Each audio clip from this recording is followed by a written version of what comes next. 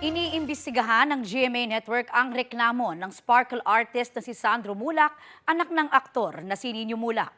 Balitang hatid ni Nelson Canlas.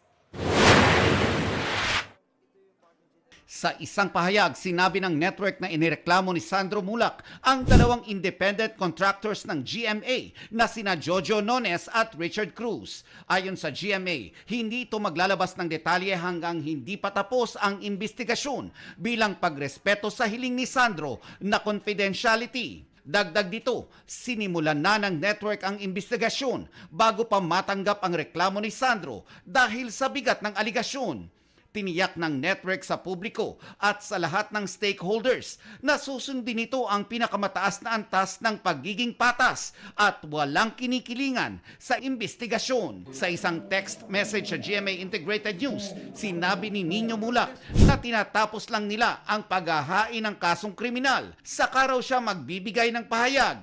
Sa isang pahayag naman, sinabi ng abogado ni Nones at Cruz na ikinalulungkot ng dalawa ang mga aligasyon sa kanila na kumakalat sa social media. Kahit daw hindi sinasalamin ng mga aligasyon, ang tunay anilang nangyari. Sasagutin daw nila ito sa proper forum at kapag natanggap na nila ang kopya ng formal complaint, inuudyok nila ang publiko na respetuhin ang investigasyon.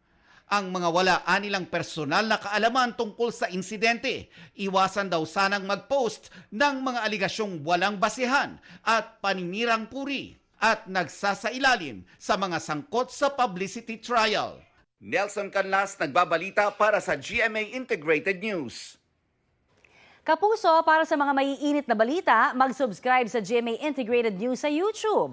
Sa mga kapuso naman abroad, subaybayan nyo kami sa GMA Pinoy TV at sa www.gmanews.tv.